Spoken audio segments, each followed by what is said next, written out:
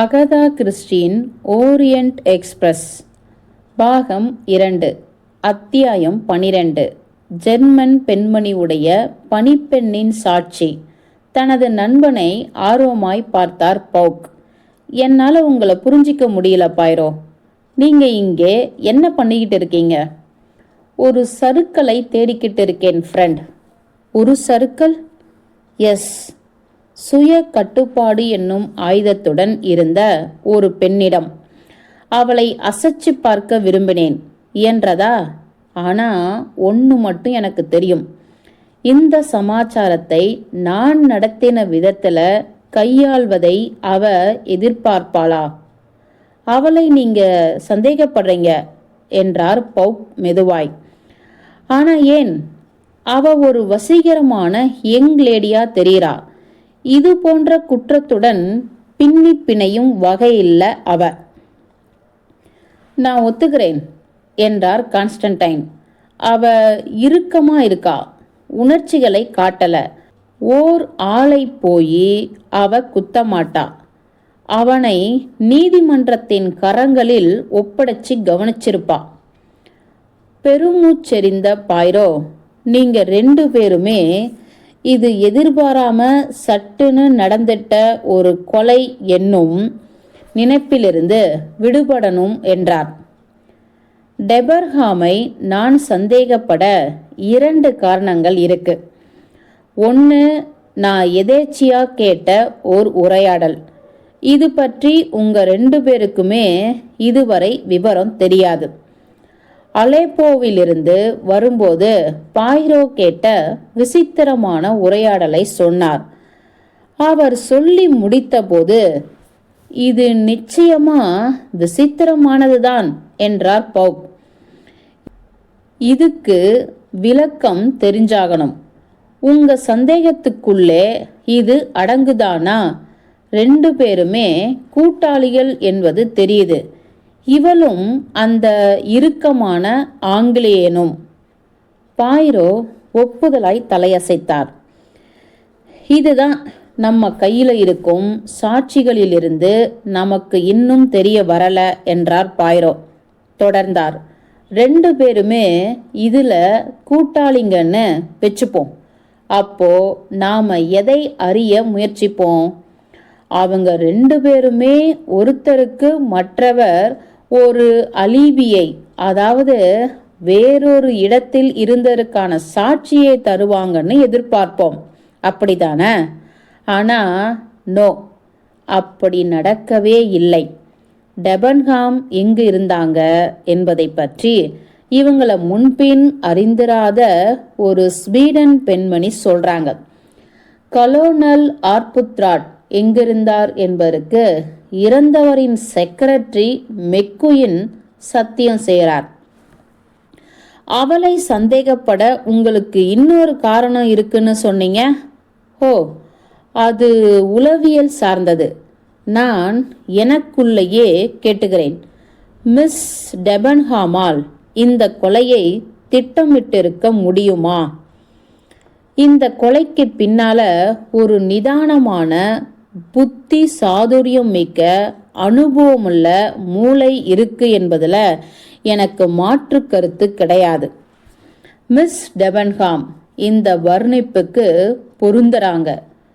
பவுக் மறுப்பாய் தலையசைத்தார். நீங்க தப்பு பண்றீங்கன்னு நினைக்கிறேன் மை ஃப்ரெண்ட். இந்த யங் இங்கிலீஷ்கார பெண்ணை நான் ஒரு கொலைகாரியா பார்க்கல. வெல் என்ற பாய்ரோ நம்ம பட்டியலின் கடைசி ஆள் என்று அந்த பாஸ்போர்ட்டை எடுத்துக்கொண்டார். ஹில்டே கார்டே ஸ்மிடிட் பணிப்பெண். செய்தி சொல்லப்பட்டு டைனிங் கம்பார்ட்மெண்ட்டுக்குள் நுழைந்து ஹில்டே கார்டே ஸ்மிடிட் மரியாதையாய் காத்திருந்தார். பாய்ரோ உட்காரும்படி சைகை காட்டினார். அப்படியே உட்கார்ந்தார் அவர். கைகளை கட்டிக்கொண்டு கேள்வி வரும் வரை பொறுமையாய் இருந்தார். மிகவும் மரியாதை தெரிந்த பெண்ணாய் அவர் தோன்றினார். ஆனால் புத்திசாலியாக அல்ல. டெபன்ஹாமை கையாண்ட அணுகுமுறையிலிருந்து முழுக்கவும் மாறுபட்ட ஒன்றாய் இருந்தது பாய்ரோ ஷில்டே கார்டே ஸ்மிடிட்டை அணுகிய முறை. அப்பெண்மணியை வசதியாக்கிவிடும் பொருட்டு மிகவும் கனிவாகவும் ஆதரவாகவும் ஆகிப்போனார். அவருடைய பெயர், முகவரி போன்றவற்றை எழுதச் சொல்லி வாங்கிக் கொண்டதும் மெதுவாக கேள்விகளுக்குள் நழுவினார். உரையாடல்கள் ஜெர்மன் மொழியில் இடம்பெற்றன. நேற்றிரவு என்ன நடந்தது என்பதை எத்தனை முடியுமோ அத்தனையும் அறிய விரும்புகிறோம் என்றார். கொலை பற்றி உங்களால் அதிக தகவல்களை தர முடியாது என்பது எங்களுக்கு தெரியும். ஆனால் நீங்கள் ஏதாவது கேட்டிருக்கலாம் அல்லது எதையாவது பார்த்திருக்கலாம். உங்களுக்கு அது முக்கியமா இல்லாவிட்டாலும் எங்களுக்கு அது விலை மதிப்பற்றதா இருக்கும். விளங்குதா?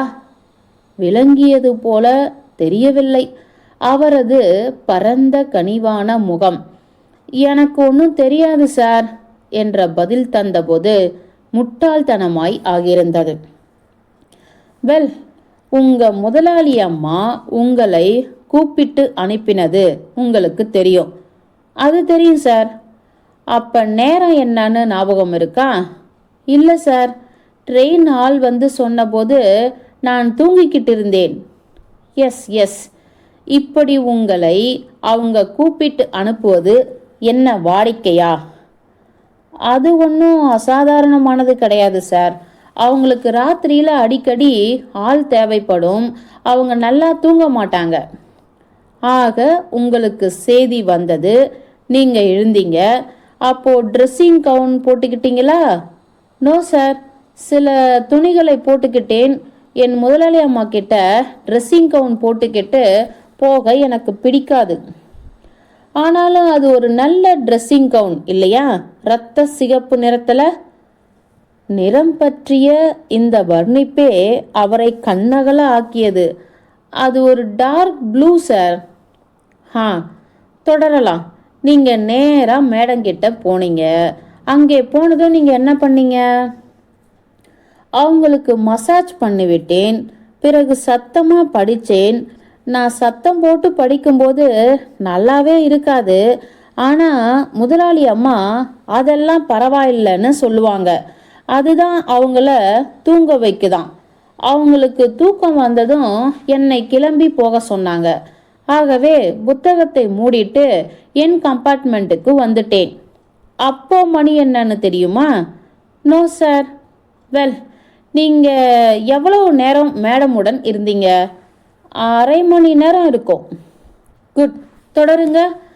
கூடுதலாக ஒரு போர்வையை என் கம்பார்ட்மெண்ட்டிலிருந்து எடுத்து போய் அம்மாவுக்கு கொடுத்தேன். ஹீட்டிங் பண்ணி கூட கடுங்குளிராக இருந்தது. அவங்க மேலே அதை போத்தினேன். அவங்க குட் நைட் சொன்னாங்க. கொஞ்சம் தண்ணீர் ஊற்றி வச்சேன்.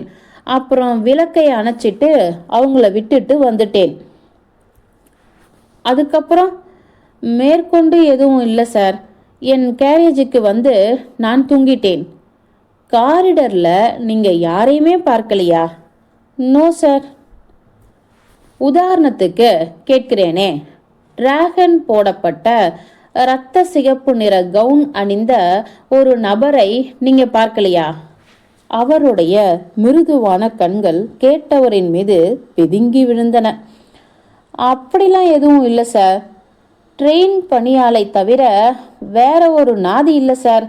எல்லோரும் தூங்கிக்கிட்டு இருந்தாங்க. நீங்கள் கண்டக்டரை பார்த்தீங்க? Yes sir. அவர் என்ன பண்ணிக்கிட்டு இருந்தார்? ஒரு கம்பார்ட்மெண்ட்டுக்குள்ளிருந்து அவர் வெளியே வந்தார் சார். வாட் என்று முன்னுக்கு வந்தார் பவுப். அது எந்த கம்பார்ட்மெண்ட்? ஷில்டே கார்டே ஸ்மிடிட் மீண்டும் அலறியவராய் ஆகிவிட கடிந்து கொண்டு கையாலாகா பார்வையை தனது நண்பனை நோக்கி வீசி அடக்கினார் பாய்ரோ. பிறகு இதில் என்ன தப்பு இருக்கு என்று தொடர்ந்தார். எத்தனையோ பேர் கண்டக்டரை மணியடிச்சு கூப்பிடுவாங்க. ஆனால் அது என்ன கம்பார்ட்மெண்ட்டுன்னு உங்களுக்கு நினைவிருக்கா? கோச்சின் மைய பகுதி சார். மேடம் கம்பார்ட்மெண்ட்லேருந்து 2 அல்லது 3 கம்பார்ட்மெண்ட்டுகள் தள்ளி வரும். ஒரு கம்பார்ட்மெண்ட்டிலிருந்து வெளியே வந்த அவர் அப்படியே உங்கள் மேலே மோதிக்கொண்டார். எந்த திசையில் அவர் போனார்? என் திசையில சார். என்னை நோக்கி என்னிடம் மன்னிப்பு கேட்டுவிட்டு டைனிங் பெட்டி நோக்கி போனார். ஒரு அழைப்பு மணி அடிக்க ஆரம்பிச்சது. ஆனால் அதுக்கு அவர் பதில் தர போன மாதிரி தெரியல. இங்கு தாமதித்துவிட்டு அவர் சொன்னார், எனக்கு விளங்கல, இது எப்படி? பாயிரோ ஊக்கப்படுத்தும் விதமாய் பேசினார். எல்லாம் கால நேரத்தை பொறுத்த விஷயங்கள். இந்த கண்டக்டர் ஓடிக்கிட்டே இருந்திருக்கான். முதல்ல உங்களை எழுப்பியிருக்கான். அப்புறம் மணிகளுக்கு பதில் தரணும். இது என்னை எழுப்பிய கண்டக்டர் கிடையாது சார். இது வேற ஒருத்தன். ஹா, வேற ஒருத்தன்? அவனை ஏற்கனவே நீங்க பார்த்திருக்கீங்களா? No sir. ஹா, அவனை மறுபடியும் பார்த்தால் உங்களால அடையாளம் காட்ட முடியும்னு தோணுதா? தோணுது சார். பாயிரோ பவுக்கின் காதில் என்னவோ முணுமுணுத்தார்.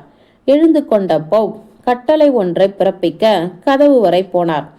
பாயிரோ தனது கேள்விகளை சுலபமான தினுசில் நட்பு ரீதியாய் இழுத்து போய் கொண்டிருந்தார். நீங்க அமெரிக்காவுக்கு எப்பயாவது போயிருக்கீங்களா ஷில்டே கார்டேஸ் மிடிட்? கிடையாது சார். அது ஒரு நல்ல நாடா இருக்கணும். இறந்த ஆசாமி யாருன்னு நீங்க கேள்விப்பட்டிருக்கணுமே.